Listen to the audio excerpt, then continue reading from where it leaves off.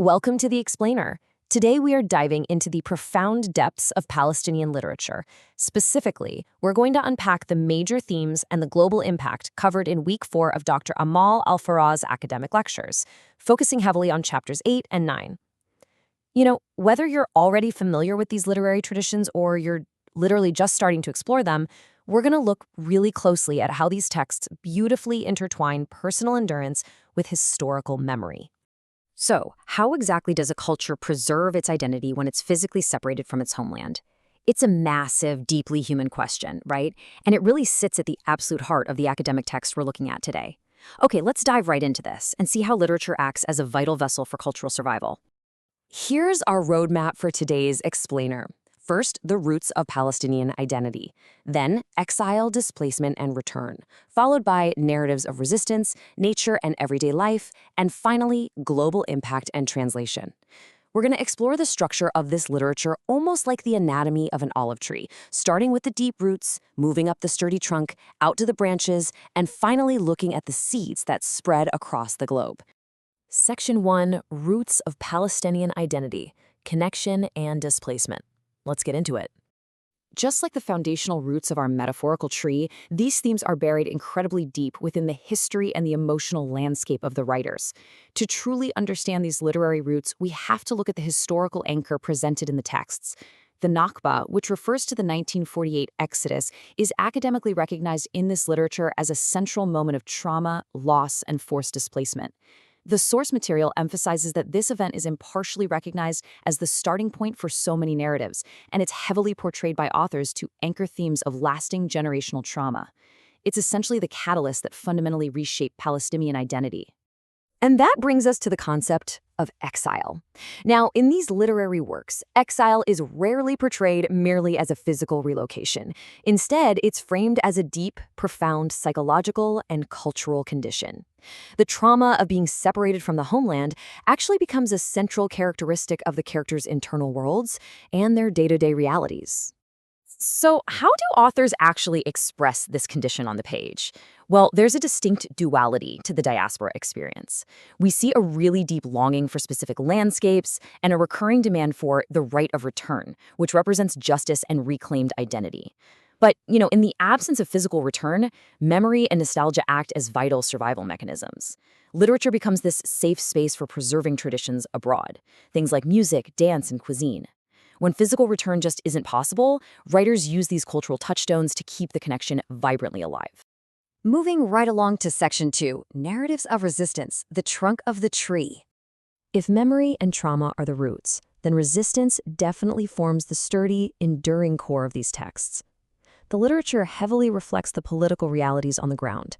Themes of political struggle and resistance are, as you'd expect, incredibly prominent. The texts reflect the ongoing impact of occupation and colonialism, portraying this continuous quest for self-determination and human rights. It's a literary tradition that is completely intertwined with the quest for sovereignty and dignity, chronicling the actual, lived experiences of the people. And this brilliantly illustrates a wide spectrum of resistance. It's not just one type of struggle, right? The literature depicts historical moments like the First and Second Intifadas, and it focuses on the intense sacrifices of political activists and prisoners. But importantly, it also strongly emphasizes nonviolent methods. Cultural resistance through art, music, dance, and the very act of preserving language is portrayed as a really powerful affirmation of identity. Even diaspora activism plays a crucial role in these narratives, showing how those who are physically separated from the land can still contribute to the broader struggle from afar. All right, Section 3, Nature and Everyday Life, the Branches and Leaves. These are the vibrant, deeply humanizing elements that really bring the narrative to life, showing the multifaceted existence of the people. Now, what's really interesting about this slide is the juxtaposition between physical and literary realities. In the texts, the physical landscape is often marked by walls, fences, and ruined villages, which are stark symbols of political oppression and restricted freedom. Yet the literary reality uses nature much differently. Olive trees, seasonal cycles, and vivid descriptions of specific valleys act as these incredibly powerful symbols of hope, continuity, and deep-rooted memory. The land itself is portrayed as a silent witness to history and basically a source of life-giving endurance. Way beyond just the landscape, though, the literature dives deep into everyday human experiences. We see how these really humanizing themes function within the texts. For instance, humor is actually utilized to portray resilience and wit in totally ordinary situations, proving that laughter persists even in extreme hardship. Friendships highlight personal growth and coping mechanisms, while love and romance symbolize remarkable emotional strength. And family dynamics are especially crucial here, showing the vital support systems needed to endure generational crises. Basically, these stories remind us that life, with all its complex gender roles and coming-of-age challenges, continues forcefully alongside historical trauma. That brings us to Section 4, Global Impact and Translation, Sowing the Seeds. This is where the local narratives transcend borders, honestly much like seeds spreading on the wind across the globe. Let's move to the next point and see how this builds international connection. Translation is the absolutely critical bridge here. It takes very specific, culturally embedded narratives and opens them up to international readers, facilitating a cross-cultural dialogue that just wouldn't be possible otherwise. The process outlined here shows exactly how powerful this translation really is. First, translating works connects unique voices with incredibly diverse global audiences.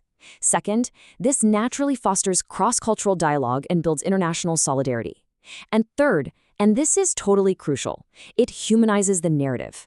By allowing global readers to step directly into the everyday lives, the romances, and the struggles of the characters, the literature helps audiences worldwide empathize with the Palestinian experience on a deeply personal level, far beyond what any news headlines could ever achieve.